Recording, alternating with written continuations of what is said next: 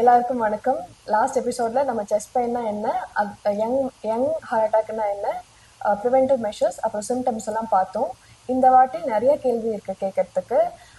இப்போ நார்மலாக நம்ம வந்து ஜிம்முக்கு போனாலே எதுக்கு போவோம்? ஹார்ட் அட்டாக் எதுவும் வரக்கூடாது, உடம்பு நல்லா இருக்கணும், அதுக்காக தான் நம்ம போவோம். ஆனால் இப்போலாம் ஜிம் போகிறதுக்கே பயப்படுறாங்க எல்லாரும். ஏன் அப்படின்னா ஹார்ட் அட்டாக்ஸ் எல்லாம் வருது, திடீர்னு கொலாப்ஸ் ஆகி விழுந்துடுறாங்க. அதுக்கு என்ன காரணம் அப்படின்னு இப்போ தெரிஞ்சுக்கலாம். நம்ம கூட டாக்டர் காஸ் சார், கிரிட்டிக்கல் கேர் ஸ்பெஷலிஸ்ட் இருக்காரு. வணக்கம் சார். சார், லாஸ்ட் எபிசோட்லயே நம்ம வந்து செஸ்ட் பெயினை பத்தி நிறைய பார்த்தோம் சார். நிறைய கேள்வி நான் கேட்டிருந்தேன். அதுக்கு நீங்க என் சைட்ல இருந்தும் மக்கள் சைட்ல இருந்தும் கேள்வி கேட்டதை நீங்க பதில் சொன்னீங்க சார் நல்லாவே. ஸோ இந்த வாட்டி வந்து இப்போ ஜிம் போறவங்க எதுக்காக கொலாப்ஸ் ஆகி விழுறாங்க, என்ன ரீசன் தெரியல சார். அதுக்கு என்ன சார் காரணம்? சடன் கார்டியக் அரெஸ்ட் அப்படின்னா என்னன்னு கேட்டிருக்கீங்க.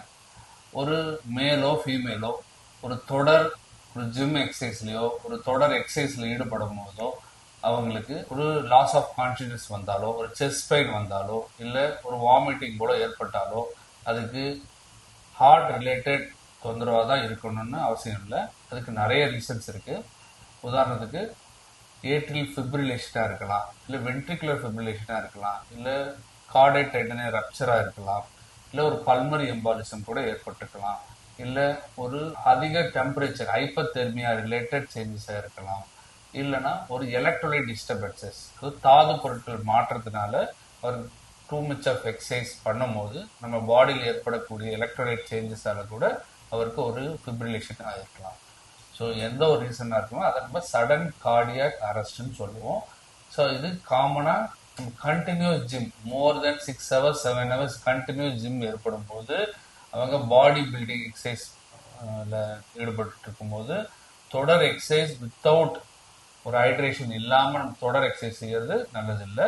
அதுக்கு நமக்கு கேப் வேணும். இன்பிட்வீன் கேப்பில் நல்ல ஹைட்ரேஷன் ரொம்ப முக்கியம். நல்ல எக்ஸசைஸ் பண்ணிட்டு ஒரு இமீடியட்டாக போய் ஒரு சில் வாட்டரில் நம்ம குளிக்கும் போதும் நம்ம டெம்பரேச்சர் டிஸ்சர்க்குலேஷன் இருக்கும்.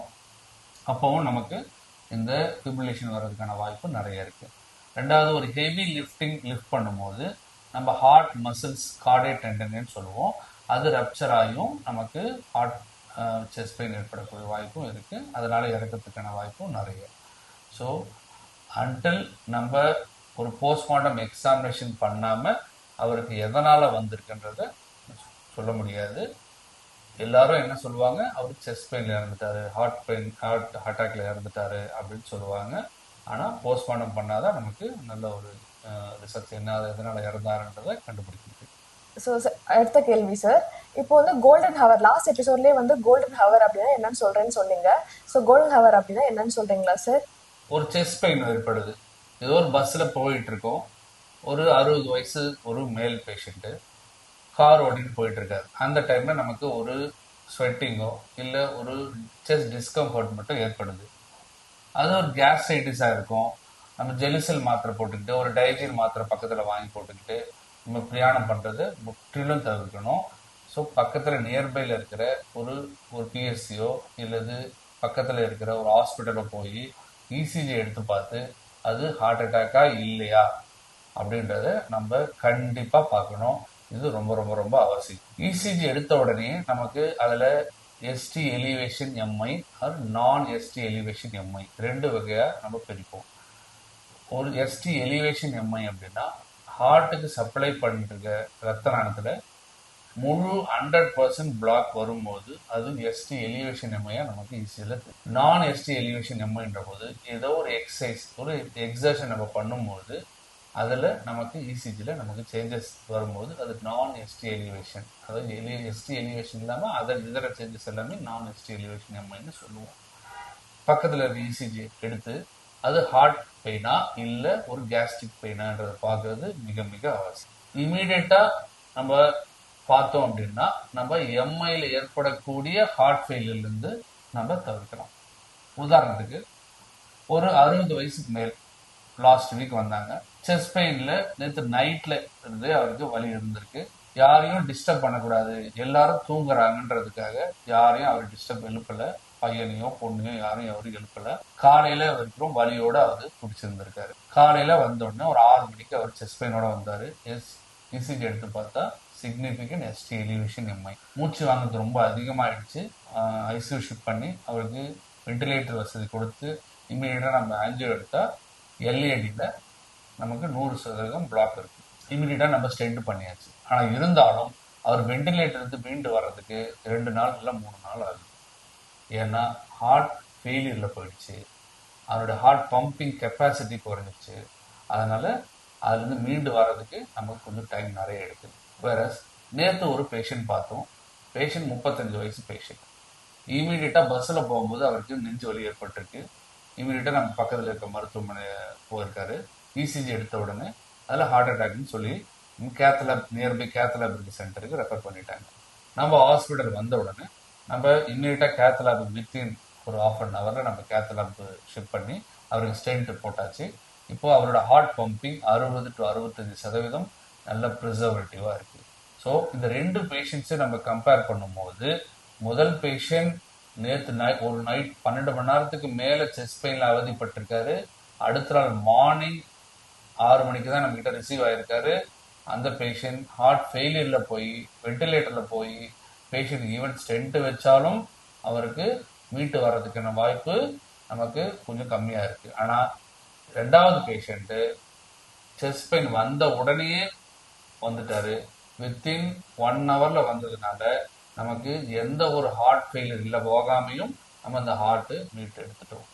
உதாரணம் சொல்ல போனால், ஒரு வயல் இருக்கு, நல்ல பயிரில் வரப்பில் அடைச்சிருச்சுன்னு வச்சுக்கோங்க. எந்த அளவுக்கு அந்த அந்த வடப்பை நம்ம கிளியர் பண்ணுறோமோ, எவ்வளோ சீக்கிரம் நம்ம அந்த வரப்பை நம்ம கிளியர் பண்ணுறோமோ அந்த வயல் கருகாமல் இருக்கும். இதுதான் நம்ம ஹார்ட் மசிலுக்கும் பொருந்தும். அந்த பிளாக் ஆனது எவ்வளோ சீக்கிரம் நம்ம அந்த பிளாக் கிளியர் பண்ணுறோமோ அந்த மசில் டேமேஜ் ஆகாமல், அந்த மசில் இறந்து போகாமல் நம்ம அதை மீட்டு எடுக்க முடியும். Thank you sir. சார் இப்போ ஒரு பதில் சொன்னீங்கல்ல சார், அதில் எனக்கு ஒரு டவுட் இருக்குது சார். இப்போ 1 மணி நேரத்தில் ஒரு பேஷண்ட் வந்துடுறாங்க, நாங்கள் சரி பண்ணிட்டோம், 65% தடுத்துட்டோம் அப்படின்னு சொல்கிறீங்க. இன்னொரு பேஷண்ட்டை ரொம்ப நேரமாக வீட்டிலே இருந்து வீட்டில் உள்ளவங்களே டிஸ்டர்ப் பண்ணல, சரி தூங்கட்டும் அப்படின்னு விட்டு காலைல வரைக்கும் விட்டுறாங்க சார். இப்போ 2 பேருக்குமே வித்தியாசமாக இருக்குது சார். இப்போ நார்மலாக இருக்கவங்க எனக்கு நெஞ்சு வலி கிடையாது, கேஸ்ட்ரைட்டிஸ் தான், சும்மா நார்மலான கேஸ் தான், சரியாயிடும், சோடா குடிச்சா சரியாயிடும் அப்படின்னு நினைச்சு விட்டுறாங்க அப்படியே. இப்போ நார்மலா செஸ்ட் பெயினுக்கும் இல்ல இது எனக்கு நெஞ்சு வலி இல்லப்பா இது கேஸ்ட்ரைட்டிஸ் தான் அப்படின்றதுக்கு எப்படி சார் வித்தியாசம் கண்டுபிடிக்கிறது? இது எல்லாருக்கும் காமனா ஏற்படக்கூடிய சந்தேகங்கள். இது எனக்கு நெஞ்சு வலி இல்லை, எனக்கு இது அல்சர் தான், ஏற்கனவே எனக்கு கேஸ் ட்ரபிள் இருக்கு, ஒரு சோடா குடிச்சா சரியாயிடும், ஒரு சவனம் குடிச்சா சரியாயிடும் அப்படின்ட்டு நிறைய பேர் அவங்கள ஏமாத்திட்டு விட்டுடுறாங்க.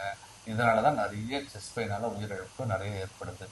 எந்த ஒரு செஸ்ட் பெயின் இருந்தாலும் அதை பக்கத்தில் இருக்கிற மருத்துவமனைக்கு போய் அதை இசிஜி எடுத்து ரூல் அவுட் பண்ண வேண்டியது மிக மிக அவசியம்.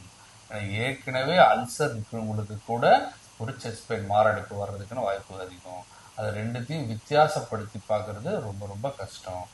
அடுத்து ஒரு கேஸ்ட்ரைட்டிஸ் பெயினோட வரும்போது அவங்களுக்கு எப்போவுமே ஒரு ஏப்பம் நிறைய வரும், பெல்ச்சிங்னு சொல்லக்கூடிய ஏப்பம் நிறைய வரும். ஸோ ஏப்பமோட கலந்த ஒரு வலி வருது, அவங்களுக்கு எப்பவும் வாந்தி வருது. அடிக்கடி நோன் அல்சர் பேஷண்ட்டு அப்படி இருக்குது அப்படின்னா அவங்க அது gastritis or ulcer related peptic ulcer or gastric ulcer அப்படின்னு சொல்லலாம். இல்லை ஒரு நெஞ்சு வலி, ஒரு ஸ்வெட்டிங்கோட வராங்க, ஒரு தோள்பட்ட வலி, இல்லை ஒரு ஜா பெயின், இல்லை ஒரு நெக் பெயின், எந்த ஒரு வலியோடு வரும்போதும் அவங்களுக்கு இசிஜி எடுத்து அது கேஸ்ட்ரிக் பெயின் இல்லை செஸ்ட் பெயின் தான் அப்படின்றத உறுதிப்படுத்துறது ரொம்ப அவசியம். Thank you so much sir. நிறைய கேள்விக்கு பதில் சொன்னீங்க சார். நிறையா டவுட்ஸ் எல்லாம் தெரிஞ்சிச்சு. இன்னும் நம்மக்கிட்ட நிறைய கேள்வி தொடர்ந்து நிறையா பேசணும். நிறைய கேள்வி இருக்குது சார் ஹார்ட் அட்டாக் பற்றி. அதாவது என்ன கேள்வினா ஆஞ்சியோபிளாஸ்டி, அதுக்கப்புறம் பைபாஸ் பண்ணணும் அப்படின்னு சொல்கிறாங்க சார். அதெல்லாம் என்னன்னு தெரியல. அதெல்லாம் நம்ம நெக்ஸ்ட் எபிசோடில் பார்க்கலாம். Thank you sir. தேங்க்யூ.